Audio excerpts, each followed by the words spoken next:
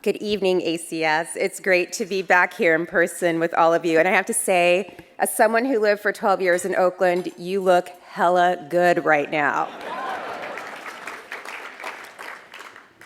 It is my distinct pleasure to present ACS's inaugural Ruth Bader Ginsburg Award, which recognizes an outstanding scholar in the early stages of their academic career who has demonstrated those qualities exemplified by Justice Ginsburg: scholarly excellence, the ability to imagine how society might be more just and more equal, and the determination to use the law and one's scholarship to creatively and strategically make the imagined real.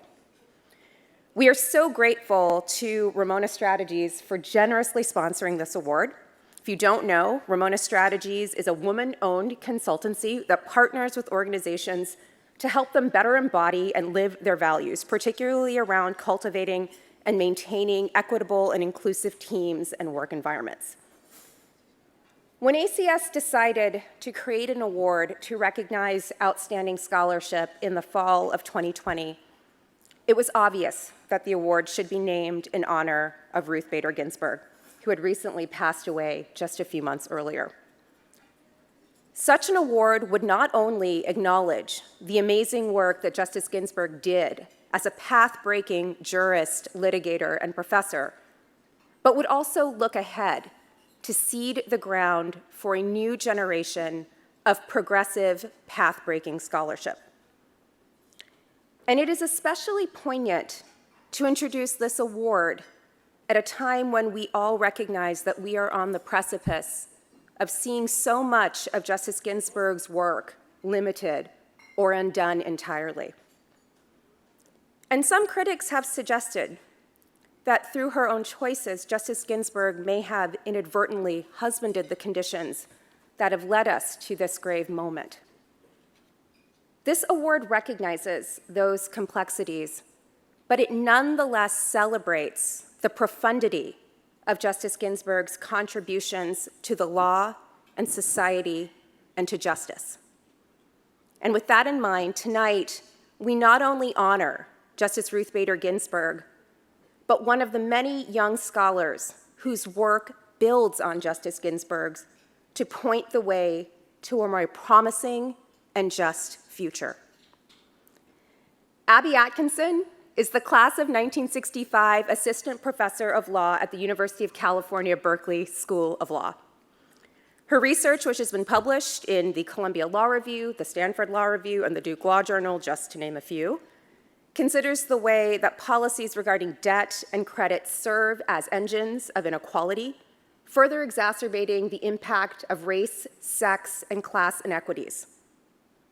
In reviewing the files of many terrific and terrifically accomplished young scholars, the selection committee noted that Professor Atkinson's work stood out for its innovative, consumer-focused approach to a topic that all too often is distilled through the lens of corporate policy.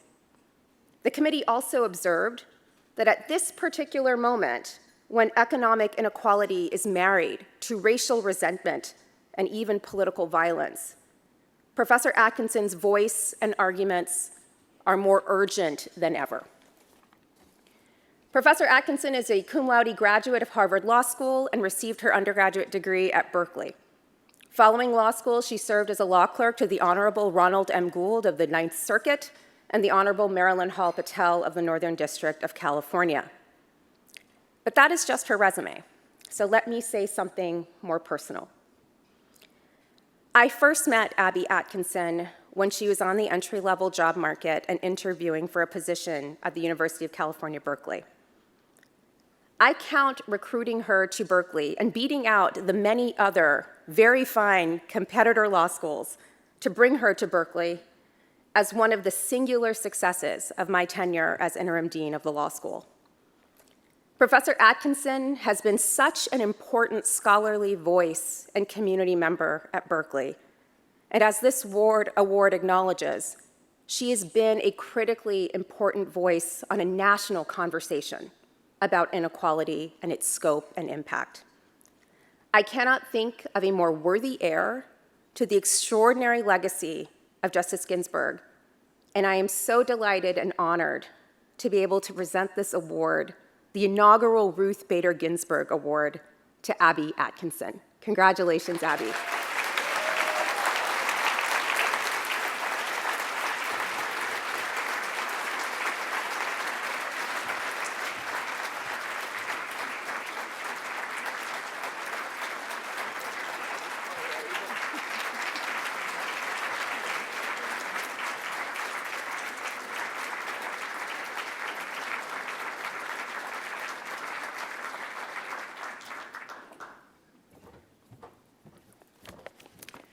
Good evening, everyone. I just told Melissa, I've been trying to pull myself together for this, and what does she do? She starts me off like, don't cry, don't cry, don't cry, don't cry.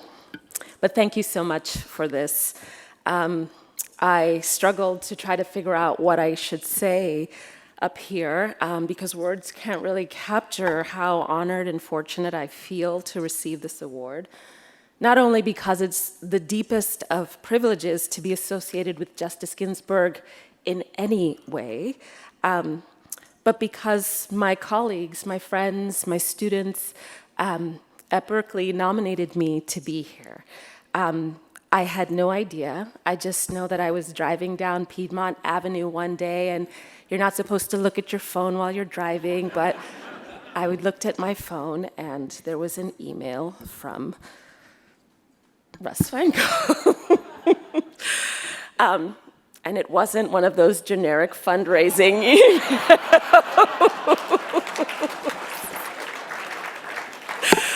that we tend to get multiple of these days. So I was thankfully I was close to the parking lot, and I arrived at the parking lot, and it's apropos that Melissa Murray should be the one here, giving me this award, because I forwarded the email to Melissa and to Guy Charles, my other dear mentor, with maybe, and pardon my French, like WTF, question mark, question mark, question mark? Like, do you think they sent it to the wrong person? Like, what? In any case, more seriously, I had the privilege of meeting Justice Ginsburg once when she came to give a talk at Berkeley, I think around 2019. So I only really know her, as many of us do, through her words, through her opinions, and through her status as a national icon. So in preparing these remarks, I asked my colleague, Professor Amanda Tyler, of course, Justice Ginsburg's beloved former clerk and her co-author, if she could share with me some insights, some descriptions on the type of person that Justice Ginsburg was, the human Justice Ginsburg, rather than the iconic national figure. So somewhere from Europe, Amanda emailed me, and she wrote, writing on her iPhone, she said she was about to get on the plane, that she wrote the following words: fearless, resilient, someone who used her voice, her talents, and her position to lift up others, a warrior for justice. I must confess, upon pain of you all perhaps deciding that perhaps I don't, in fact, deserve this award after all, inspired as it is by Justice Ginsburg, because I am rarely fearless, sometimes resilient, and someone who hasn't always used my voice and position to lift others up. Case in point, before I went to law school, I taught special ed for a few years. My last school assignment was to an elementary school in Northern California, and at the time the teaching model was trying to do more of a pull-out model so that kids with special needs could spend more time with their peers in regular classrooms. So my job was to pull the kids out throughout the day, and I would walk around to the various classrooms and pick up my little charges to come back and work on whatever skill we were supposed to work on. One of the students was a little boy, and I will call him Anthony for these purposes, and he was in second grade. And Anthony was assigned to Mrs. P, also what I will call her. And Mrs. P did not want to have Anthony in her class. And from the very beginning of school, it was quite clear that she resented his presence. She'd been teaching for a long time, and she had her system down, and she resented the notion that she would have to accommodate or to shift anything to make Anthony's learning experience better, to give him, in fact, what he needed. So she would tire of him interrupting the practiced flow of her class. Anthony had shaken baby syndrome. He was shaken while he was in daycare. And so he, as a consequence, among other issues, was impulsive and impetuous, and sometimes a challenge to manage, and she didn't appreciate that. She probably did all sorts of terrible things that a teacher or any human should not do to another in terms of how she treated him. But one of the most unkind things, to say the least, that she did early on was to isolate him from the class. She moved his desk away from where all the other kids were sitting. And I knew she had done this because I've told you that I would walk around and pick up kids and drop off kids. And so I saw his desk early on where it was. And I also knew that because she told me every opportunity that she got, that she didn't want him in her class, and could I just take him for the whole day, even though, as a matter of his IEP, he was entitled to spend the majority of his day in the regular classroom. But I didn't say anything because I was young and new, and she was a veteran teacher, and she was aggressive in her approach to dealing with everyone. So I can only imagine what her approach was to a 7-year-old for whom she had no patience. Part of my job was to stay in contact with parents, and so again, this is early on in the year, and I talked to Anthony's mom and talked about his plan and how we were going to, proceed, but I didn't share with her the change of the seating, probably a week after it happened at this point. And I didn't tell the principal either because I didn't want to rock the boat, didn't want to, my own fear was my priority of not saying something, not doing what was right. So fast forward to open house night. Those of you who are parents or have been parents of young kids know that open house, you troop into the classroom and you see where your kids are sitting and what they're doing and get a sense from the teacher what the plan is for the rest of the year. So I was in my little room, ready to talk to the parents about what we would do. And Anthony's mom came in. She was coming from Mrs. P's room, and she was in tears. She was devastated by her child's isolation and the lack of care that was clear to her from being in that classroom. I wasn't a mother then, so I couldn't really at the time understand what it would mean for her to go into that classroom and see her child isolated in this way.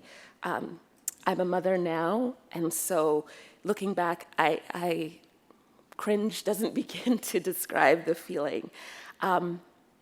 We talked a bit. I told her I was going to do my best to try to work with Mrs. P to change Anthony's seating, and she left.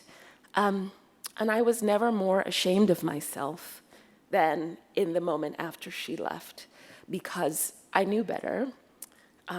I knew that I should have said something earlier and sooner, and I knew that I didn't say anything because I was afraid to say something to rock the boat. So I resolved to be different, to do more fighting for Anthony and my other students that I saw throughout the day. And the fear didn't leave me. It wasn't a magical moment of feeling like, okay, I'm not scared anymore, I'm going to do this. I was still scared. But it was either me fighting or Anthony fighting.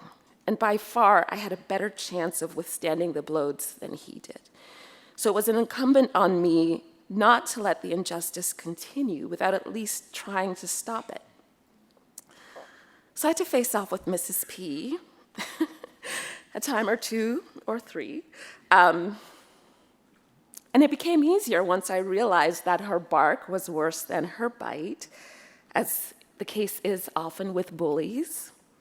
And I involved the principal, and although that didn't make me her favorite teacher, she was a good principal, and yes, I was putting more on her already oversubscribed administrative plate, but she supported me.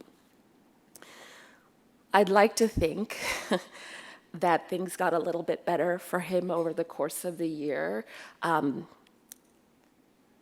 if only because when she would send him at random times of the day because she didn't want to see him, we would walk back together. And, again, face off with Mrs. P, like, hey, look, he has a right to be here, and you are supposed to teach him. Fast forward to now, I'm still teaching a different set of students. And I somehow find myself at the close of my 5-year pre-tenure period at Berkeley Law. And I work on issues of humanity and injustice, as Melissa mentioned, in a space that's dominated by scholars who believe that things like market effects are often more important than people. And so I also have to fight some battles there, and battles that are a little bit scary, especially as someone on the cusp of the tenure evaluation. It can be intimidating to focus on a side of our consumer nation that is not consistent with it's not consistent with thinking about what's the bottom line as an economic matter.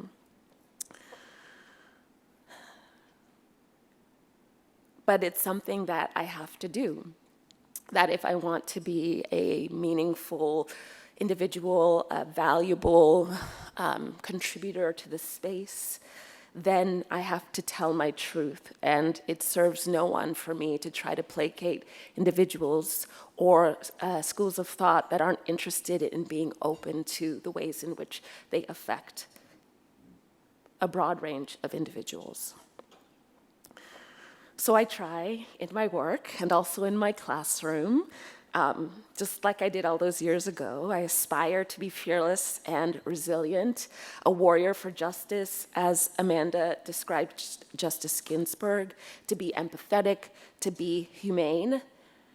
And I hope that I have moments in which my inner Justice Ginsburg comes through, and I am become, if only for a moment, that warrior for justice that she was.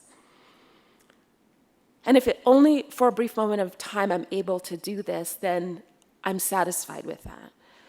I think it's important for all of us to try at least to summon our inner Justice Ginsburg whenever we encounter injustice, and to the extent that we have some modicum of power or say in that circumstance, to stand up and do it, even if it's scary, even if it's difficult. For me, it's a work in progress, but I will let this tremendous honor serve as a daily reminder to keep aspiring to be that warrior for justice, to keep growing, to keep learning, to keep an open mind, to think beyond my own privilege, and to consider circumstances of those who are less privileged than I am, and to keep trying to do what is right. So lastly, if you will indulge me a bit, although there is a village out in the world that is responsible for me standing before you tonight accepting the inaugural Ruth Bader Ginsburg Scholar Award, which is something I'm still just trying to process and understand, but I would be remiss if I didn't mention a few folks who have been integral to me being here. In my first semester of law school, my then contracts professor, Elizabeth Warren, asked me, have you ever thought about being a law professor? And that was a preposterous notion to me. And some days it still is, when I think about it. But she was serious. She took it upon herself to find the unusual suspects out in the world like myself and to encourage us to enter into this profession, to try to diversify the legal academy. And if she had not asked me that question, if she had not supported me since then, as her own national significance has shifted, obviously, she still checks in on me. I received, similar to the email from, from our esteemed ACS president, received an email from her that said, "Congratulations." And again, I thought it was going to say something like, "Dear friend, we need you to send us $3. But it really was from her. I was like, oh my God. Saying congratulations, and that she was proud of me, and that means everything. Professor Guy Charles, Professor Darrell Levinson, who is now Melissa Murray's colleague, have carried me under their wings for many years. They have read early drafts of my work. They've been sounding boards for me on all sorts of, how do I survive this, or please help me text message type questions. They've been true and truthful mentors and guides, and I honestly wouldn't be here without them.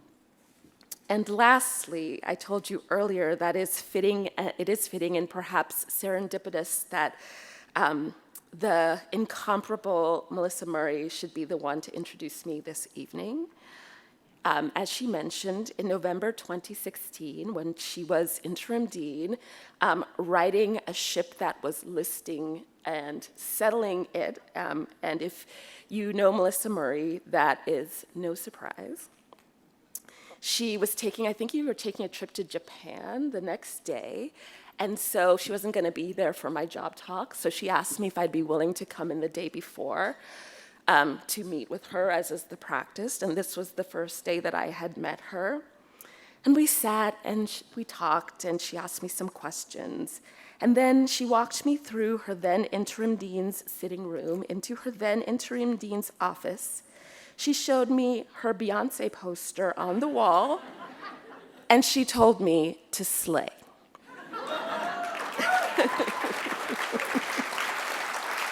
Right? I'm not making that up. She told me, she pointed to the poster, and she said, okay, tomorrow you need to slay.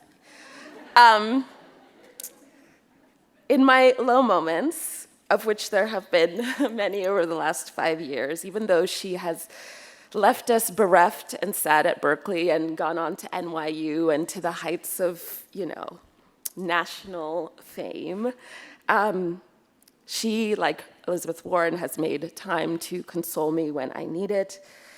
She's been very kind, and then she's told me to pull myself together and get on with it. So it's only fitting that in these good moments that she should also get to share in them with me, because she has rooted for me these last 5 years with unconditional support. So thank you, Melissa.